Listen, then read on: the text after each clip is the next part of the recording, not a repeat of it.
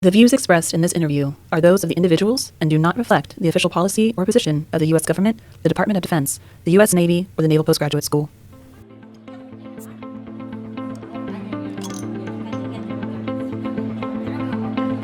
Welcome to the Trident Room, brewer of stout conversation, unfiltered and on tap. Part 3 of a 3-part series. What was the emotional weight of writing about someone who fundamentally shaped your intellectual life? I started with my own experiences with him and wrote that up. And a professor here is still a good friend, Hersh Loomis, distinguished professor emeritus, read an early draft after just under 2 years. And he said, Mandelberg, you're writing a biography, not an autobiography. Take out half on you. Fair point. And he was perfectly right. At the same time, fortune smiled, and I discovered over 12 other people who knew Richard Hamming back as far as 1958 and spent the time to allow me to interview them and or receive their remembrances, which are included in the book. And I cut myself to 9 pages with photographs, and they are 2 to 7 pages on theirs. The set of those 12 are remembrances of Richard Wesley Hamming. That makes the book, in my mind, a multiplayer, and it shows things that I never saw because they had their experiences. Many of these are distinguished professors at Dartmouth, at University of Maryland, at Princeton University, and some are faculty here or past faculty at the school, NPS. That set gave me a more holistic picture of the Richard Wesley Hamming I wanted to write, because it's not like my time with Maury. It wanted to be about Richard Hamming, not about my time with Hamming. With that, I embarked on a rewrite, which took another 2 years, and then COVID popped up in the middle, which slowed things down. And then also discovering how hard a biography is to write. And if I can, in 45 seconds, give you my reason why a biography is hard, and I will never again write another biography. In a biography, you must come up with some reveals. Otherwise, all you're doing is ChatGPT and rehashing what the internet and the world knows. I didn't wish to do that. Number 2, I had a thematic that a person's legacy is more than what they attempt and accomplish. It should also include what's attempted and accomplished by the people they enabled and inspired. And so, therefore, I looked for people that Hamming enabled and inspired. How? More than the coldness of, here's his book, here's the review of the book, love the book. No, how did the book help somebody else? Those people's words gave me the support to work through it. Back to why a biography is so hard. You must have some reveals. There's at least a dozen reveals in the book. And none of them are trivial or salacious or things that people don't need to know. These are things that are worthy of future generations to know. Were there stories or insights you hesitated to include, not because they weren't true, but because they were too intimate or revealing either to him or to you? Yes, and I'll give you 2 examples. Richard Wesley Hamming and his wife chose not to have any children. Back in the late 40s, early 50s, and by the way, the evidence I have is one of the people who gave me remembrances of Hamming said to him, Wanda and I have decided not to have any children, and I took care of that.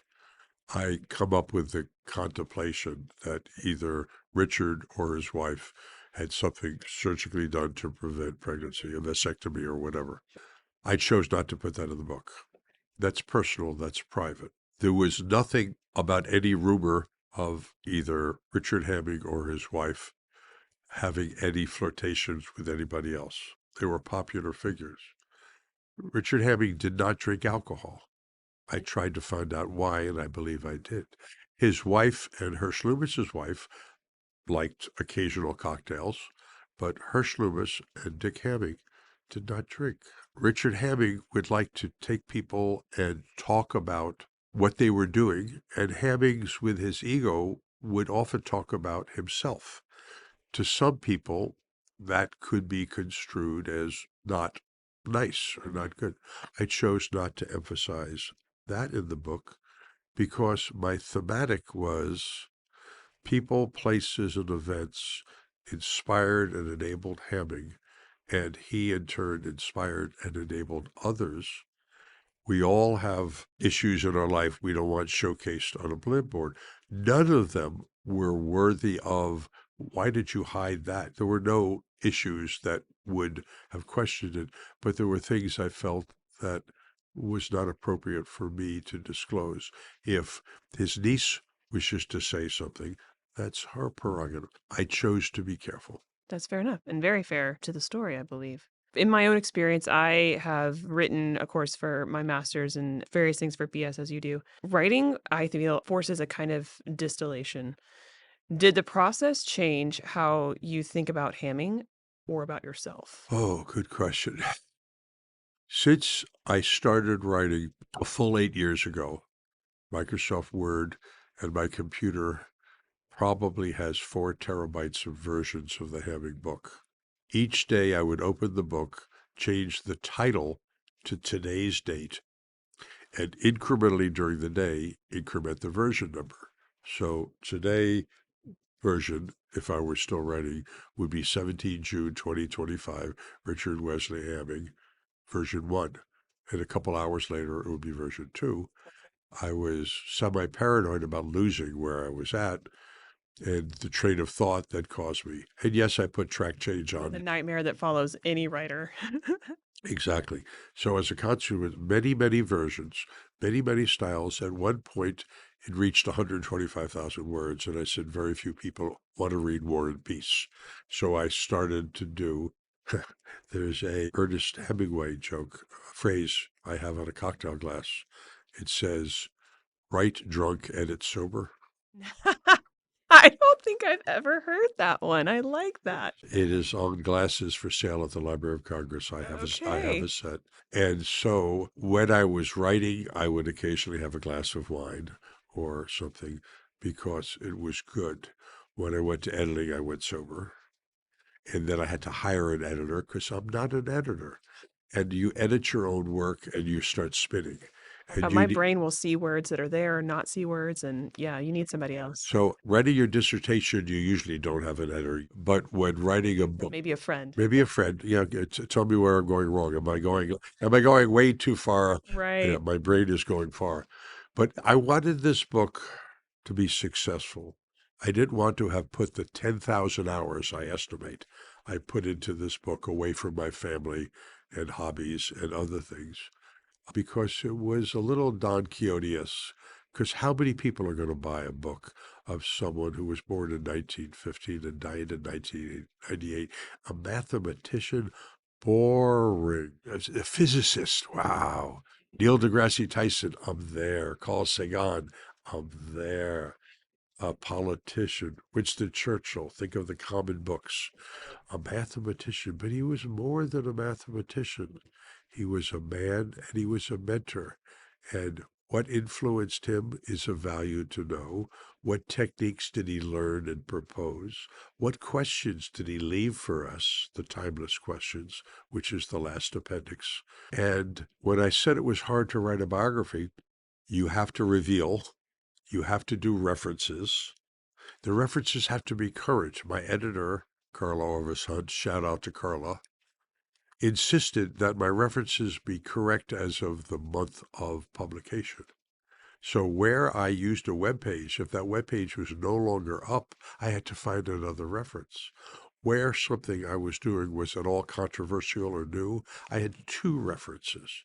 Because Hamming taught me a measurement is a measurement. Is it repeatable? I wanted repeating on anything I did that was a reveal. And the hardest thing was I had many people whose quotes I used. Well, it turns out you shouldn't have long quotes because readers don't want to read 14 sentences from Albert Einstein. They want you to do something which I had never learned in my entire adult life, paraphrase. Because all of my writings in the past had been my own words. You don't paraphrase yourself. You also don't reference yourself that often unless there's a previous document. So it took me a year to paraphrase 40 quotes because I insisted the following, because Hamming taught me that when you do something, make sure you do it right. Whenever you window some data, whenever you paraphrase a Nobel laureate, are you paraphrasing it right? You can't ask ChatGPT, it's not that smart. So I spent a week and read everything I could about what was Albert Einstein thinking and doing when he wrote these 14 sentences before I could paraphrase it to 3. Now, maybe there was a shortcut way of doing it, but I didn't see a book of paraphrases out there.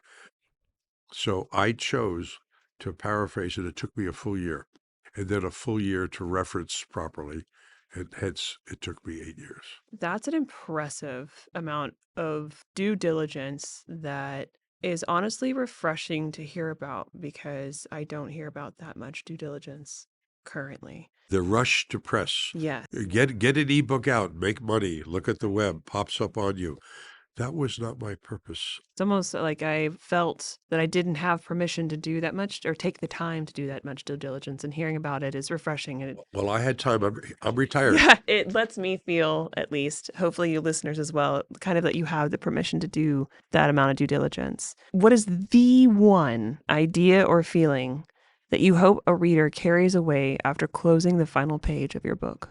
Almost everyone I know got to their point in life with the serious help of others, whether they be religious, spiritual, academic, or friend. We've all had mentors. I've been blessed with 4. Richard Hamming was number 3. Without a mentor, without a friend to say, you're going off in left field here, we'd be lost. Hamming prevented me from being lost and not completing my degree. He impressed me on the value of being a mentor and a professor, and insisted, in fact, that I teach his faculty and do research and publish. Because if all you do is get your degree, write a couple of journal articles, and disappear, then Hamming wasted his time with me. He wanted me to be a very good, maybe not world-class. Very few people can be world-class. I'm not going to win a Turing Award. I'm not going to win a Nobel. It's highly unlikely that this book will win a Pulitzer. But if anyone who's listening has the phone number of anyone on the Pulitzer committee, I would welcome they forward it to me, Marty Madam. We'll see if we can get connected. What Hamming left me with just like having a best friend, the way you feel after you spend some time with the best friend. Writing the Hamming book reawakened and focused in me the mentorship of Richard Wesley Hamming, and that his style and his gift to all of us who watch his videos, read his books, understand where he's coming from, those things will perpetuate space and time. They're timeless. His lessons are worthy of consideration. Don't do what Hamming did. You can't. My niece, Rebecca, shout out to Rebecca, says, don't try to be somebody else. They're already taken. I like that. Sorry if I embarrassed you, Rebecca. The power of mentorship, friendship, role models, persistence, determination, work harder, work longer. Don't take the easy way out. Go home, play video games. You won't get the future you want. Work on hard problems. The book ends with a Galileo and Newton quote. If I have accomplished anything, it's because I've stood on the shoulders of giants. I stood on Richard Wesley Hamming's shoulders and saw Father and had a better life because of Richard Wesley Hamming. I love that. Just a few more questions while I have you in the studio. Bringing it back to NPS, bringing back that legacy and everything that you've mentioned so far. If you could redesign one aspect of the NPS curriculum, not just the content, but the philosophy, what would you change or emphasize? Well, that's a little difficult for me to give a definite answer since I am not on faculty or staff. I've been a guest lecturer for the last 3 years in Don Brunsman's course. I like the push towards using Teams, especially during COVID, for online virtual distance courses to get people involved and interacting. The course that Professor Don Brutzman, shout out to Don Brutzman, who's retiring this month after 51 years with the U.S. Navy. Wow, congratulations. Submarine officer, Naval Academy graduate, professor here, almost 100 doctoral students, many master's students, very distinguished professor, good friend, big help on this book. He's a mentor to people. He was a help to me. His taking Hamming's course, Learning to Learn the Art and Science of Engineering, remastering the VHS tapes from 1994, enhancing the audio, putting it online for students. It's MV4000 was the course. I was a guest member on some of it. Don is retiring. I don't know what the school is doing. Shout out to the school administrators and dean of research. This course needs to continue, and so with other faculty members. Their magnum opus course should not go into the shelves of the library just because they're no longer teaching them. Video the courses, put them on Teams, make them interactive, use distance learning, handle the fleet. I'll use the Navy as the example, who can dial in and be part of it, because that's where the power of the future is, not sitting in a classroom the way we all did so many years ago. Okay, thank you very much. How should NPS prepare students to lead in an age where AI, geopolitical complexity, and cross-domain operations are converging faster than institutions can adapt?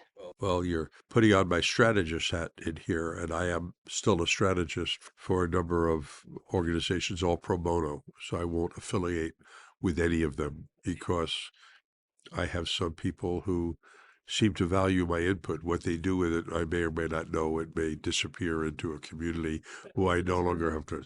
But they asked. Would you go over again that list of adjectives you used? Yes. The question is, how should NPS prepare students to lead in an age where AI, geopolitical complexity, and cross-domain operations are converging faster than institutions can adapt? Okay, suggestion for NPS. It's difficult for a master's student and hard for a doctoral student to pick a topic. The only other thing that's harder is to pick an advisor. The topic to meet those things you may not get out of reading the journals. If it's strategic and geopolitical, if someone is in a master's program or a naval war college, before the student pick the topics, I think they should take a field trip to the fleet and to Washington and to think tanks and to another university and find out what's happening in the world that's hot. Years ago, when someone would get a doctorate, if you, for example, saw the movie Oppenheimer, brilliantly played, Little Hollywood, you saw that after Oppenheimer got his degree, he went to Germany and spent a little time with his counterparts from other universities to cross-fertilize and talk. I don't know that that is currently done at the faculty level.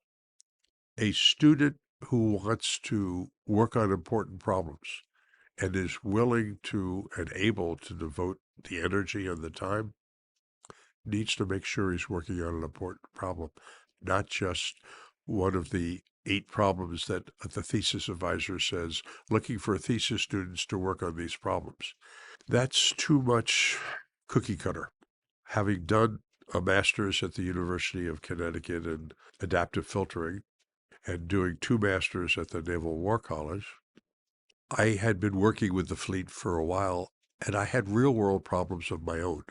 When I came to Monterey, one of the problems was nonlinear dynamic model, whether it be the Mark 48 torpedo or multipath acoustics or real world signal problem. I knew we were limited by the techniques. The Navy and the government are limited by techniques. Our warfare is becoming asymmetric. Look what the Ukrainians did with drones in, snuck into Russia and pop open, and all of a sudden strategic bombers get attacked by drones and destroyed. Amazing, amazing bit of stuff. I'm not going to go to the Mideast. It's still too current. It's too dynamic. I believe there's value that some percentage of the students should take a field trip before they pick their thesis and find a topic that they have a burning desire. Because to work on a master's or work on a doctorate that you're not burning on is just turning the crank. It's a course that has a paper at the end. If what you want to do is help the government, help the country, help the world, help industry, is to work in an area that you're passionate about. Thank you. And last question. What advice would you give to a current NPS student who wants to make an impact not just during their next billet, but across their entire career? In order to have an exceptional career, you need mentors, you need a best friend to keep you from going the wrong way, and you need, there's a saying we got at the War College back in the 70s, if you're the smartest person in the room, you're in the wrong room.